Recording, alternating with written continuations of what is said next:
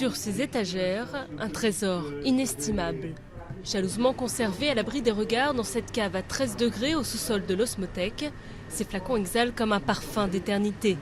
Un sanctuaire olfactif où reposent 2500 grands crus, parmi lesquels de véritables joyaux. Voilà le Chypre de Coty.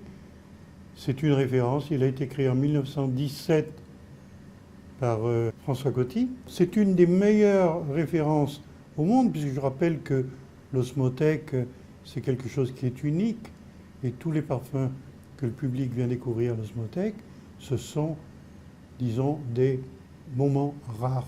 À côté de fragrances mythiques disparues du commerce, comme le célèbre crêpe de Chine de Milo de 1925, des senteurs tout droit sorties des livres d'histoire.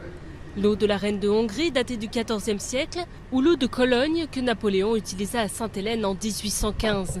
175 de ces parfums ont été recréés à l'identique par Jean Kerléo, ancien né chez Jean Patou et fondateur du lieu.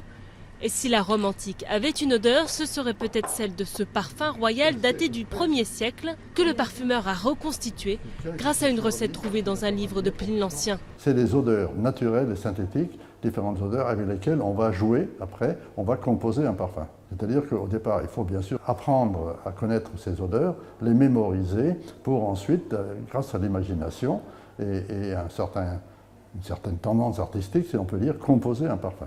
Une fois les parfums recomposés, ultime étape, leur conservation. On est en train de mettre un petit peu d'argon, ce gaz neutre qui est destiné à protéger le parfum de l'air ambiant. J'isole complètement le ciel du parfum et voilà, quand j'ai fini, je retire mon gaz, je bouche le flacon et je sais que mon parfum est complètement isolé.